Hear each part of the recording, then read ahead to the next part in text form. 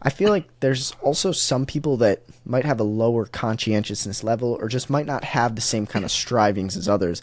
I don't want to look down on people and say, "Oh, you're not as good because you don't start a YouTube, or you're not as good because you don't, start a side hustle." And I'm like, that's not my goal, but I feel like there's at least a percentage of people that know that deep down that they want that more, but they don't do it. And that's like, I can totally relate to people because I remember like having ideas and not wanting to start, or like wanting to start, but not, taking the jump. But yeah, like I think, in today's world, it's pretty easy to be successful. Like, there's a pretty low percentage of people that are out there grinding every day on the YouTube, out there grinding on the social media and trying their best. It actually is kind of good news for us because there's lower competition. So that means you can stand out a little bit easier. If everyone was doing YouTube, it'd be a lot harder. So I don't actually mind if some people want to just spend their lives watching other people's lives. That's fine by me. And you bring up a really good point of like resentment and how like you are the person in control. If you start to be resentful about someone else, you no longer have any control of your life. And I kind of want Exactly. to bring up a story which, it's a biblical story. I grew up in a religious household. I'm not Christianity I find to be very useful, so I use the stories and apply them. Cain and Abel, interesting story. Like, Cain was a person who was putting up sacrifices that were not pleasing to God, whatever that might mean. Maybe he didn't try his hardest. Whatever the sacrifice wasn't that high quality. His brother Abel gave great sacrifices. He tried his best, and he was rewarded by being supported by the community. Everyone around him loved him. People didn't really like Cain. Soon enough, Cain goes to God and says, "God, why are you blessing Abel over there but not me? This is not fair."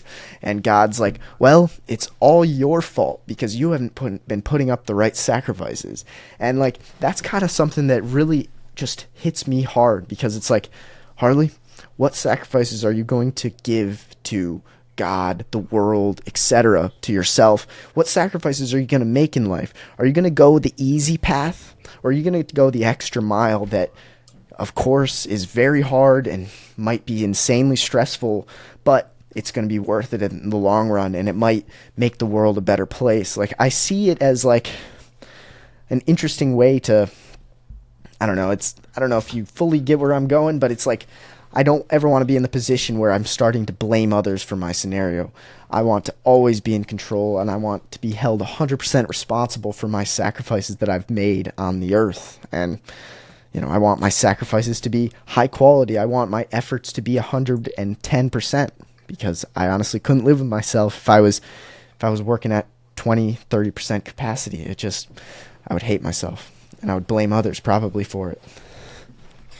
Yeah, man, and I find that like usually when you blame other people or you usually blame everything and everyone but yourself, on average, most of these people usually their quality of life or their happiness or like their overall mood, it's significantly lower. And again, society has thought in such a way where you would think it's the opposite. The person who blames, the person who doesn't take any responsibility, they're free. They're not taking it. They're not feeling stressed from their decisions. But these are the people who are ironically feel are the most miserable ones. They're the ones who are often the most petty. They're the ones who are often complaining about everything and everything all the time. And yeah, it's those who seem to ironically take the most responsibility. Logic would have it that, oh, these are the people that should be the most stressed, they should be the most miserable, but these are some of the kindest, most lighthearted people who are generous. These are the people who are doing great things. They have a smile on their face, even if 101 things went wrong in the day, they can still end the day being like, I'm genuinely grateful. And I think when if somebody, and I think anyone can do this, if they take a step back and genuinely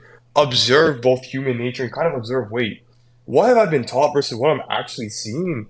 I think anyone will start realizing these truths, or as you kind of brought up the Abel and Cain, these sort of like parables. It could be from Christianity, it could be from another religion, but it's just these themes come up again and again, and it's just I think it living in a world where everything's taken for face value. If you can look beyond that, you'll find different nuances that could really change your life. Again, like it's like again, you're taught if you do less, you're stressed less. But as I've experienced, as other people have shown, you're actually more stressed. Or even people, like, I'm gonna be honest with you, I come from a background that was a little bit poor socioeconomic, and we're often taught that, hey, rich people are evil, or like, oh, hey, rich people have it all. But ironically, when I'm talking to the cashier a couple of weeks ago who said, hey, I'm coming from upstate New York, I grew up with rich friends, but all these friends are 300 pounds, they're overweight, they're complaining all day, they live very sedentary lifestyles.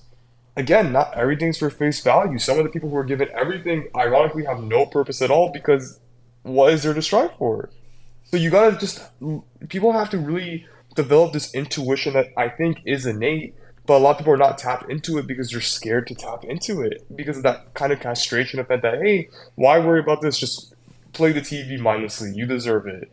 Or, hey, why put in 5 hours of drill practice when you can just watch Messi score the goal on your behalf? Like, it's just, again, if that's what you truly want, who am I to say anything else? But a lot of people, I feel like, deeply don't want it, but also deeply don't want to admit it to themselves because the first way to solve a problem is admitting you have one, which is the hardest step, arguably. Man, yeah, really well said. It's, yeah, you said a lot of good things about, like, it seems like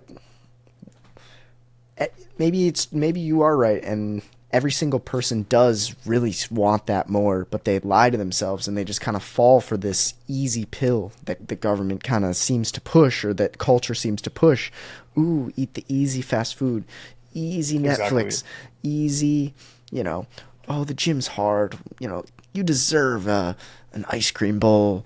Oh, you're Exactly. stressed, you deserve. And it's like, I don't understand why people, I understand why people are like fall for this kind of trap, but I think maybe with time, enough people are talking about self improvement and the dangers of obesity and the dangers of being sedentary and the just like the importance of continuously exercising your brain to, like, not have Alzheimer's when you're old, like all these different things. It's like, I hope with, well, I don't know exactly who I'm hoping for, but I hope that people are inspired by people like you and me and people that have inspired us. I hope that more and more people can start to level up their lives, because I find it to be kind of disappointing where you walk into a mire and 60% of the people seem fat, sad, depressed, and it's like, man, this is hard. And it leads to me to a question that I have for you, which is like, Sure. do you have a circle of brothers that like you that kind of keep you moving, or do you have like, are you a leader of that, or like do you have people in your, yeah, your close circle? I'm curious. Yeah, that's a great question. And I find this question to be so interesting because I'm not sure if it's because I grew up in New York City or like it just my experiences, but I'm someone who I've gone to different places in my life and I've hung out with various different people. Like, I'll be honest with you, I love the vibe of this podcast. Like, when I was 13, 14, if a few more decisions had gone wrong in my life, I could have easily ended up in a gang in New York City and Queens. Honestly, if a few more things in my life had gone wrong, I've hung Mm-hmm. out with people like that. I've hung out with people where in high school we were all low income first generation students trying to get into college and trying to make it. I've hung out with people where I'm in college and then you see someone spend $300 a night on alcohol and that's unfathomable money. Like, for you and your parents, it takes a minute to get $300, and then for these people, they're just casually bragging about it. So I've hung out with various different spaces, and I think arguably so, it's developed my intuition or my intuitive ability because when you see again, when you grow up out of your neighborhood and you start to see the world for different places, you start to see the transactionalism, you start to see how people value different things, you start to see how, for instance, if you grew up in the Bay Area of California, the expectation is, hey, by the time you're a sophomore, you should have an internship that pays you at least $30 an hour. Versus if you grew up in a poor neighborhood in Queens or the Bronx, it's like by 25, your parents have told you all your life, you're lucky if you're going to do Uber Eats or internships. You start to see these correlations with just mindset, with the way people think and move. But I think, irregardless, one point stands true is that you really are who your friends are. And I find that when I'm in a circle with my brothers who are religious, like I'm a practicing Muslim, I Mm. become a lot more religious, even if I did nothing in that moment. Just to see the brothers talk about God or really be God conscious, it just raises your level to a certain degree. Or even being with you, right? Like, we're talking about entrepreneurship, we're talking about creativity. Like, I'm natural. Like, it's 10 o'clock at night. No one wants to talk. People want to watch Netflix, man. Like, we're talking about like creative stuff. We're talking about like our struggles out here, and my energy is still as high as before. I think, honestly, at this point in my life, being a young adult, I still do have different groups of circles that fulfill different purposes. But I'm glad that I've had that ability because it's shown me that things can be so different. And there's actually this French proverb, I can't say in French, but the more things change, the more they stay the same. So even if these things are different, like for instance, that one friend in the Bay Area who was making $20 an hour, or someone who's doing Uber Eats for five, you still see the similar gist of nature, that in the sense that regardless of who you choose to hang out with at the end of the day, they will bring out that same nature that they're in. So if you're staying with a friend who's doing Uber Eats all the time, you're gonna become the next Uber Eats driver. And I'm saying this as someone who did Uber Eats less than a year ago. If you hang out with people who are striving for their MPH program, you'll also become the next MPH. And I'm also saying this as someone who just got their MPH offer. So being in these different areas, I think I'm very blessed and fortunate to have seen multiple different perspectives and entertain each different lifestyle enough that I kind of know who I want at this point, and I can generally do that without kind of having this fascination. 'Cause I think a lot of us for self improvement, when we do self improvement, we first do it just so we can be the popular person or we can be the person who has friends and be well respected. But then once you enter that space, you're like, wait, this wasn't really the answer. It's kind of just encouraging some other type of degenerate behavior. So I want to be more spiritual. I want to be more in tune with my soul, or I want to be more God conscious, etc. So I think to really answer your question, I don't necessarily have a group that I stick with 24/7. I am someone who is a little bit more multifaceted, and I know it's not the common conventional advice, but the benefit I find by having these different groups is that I get to peer into this life a little bit, I get to peer into that life a little bit. I'm like, okay, I'll take the best of both worlds and make it my own, I guess.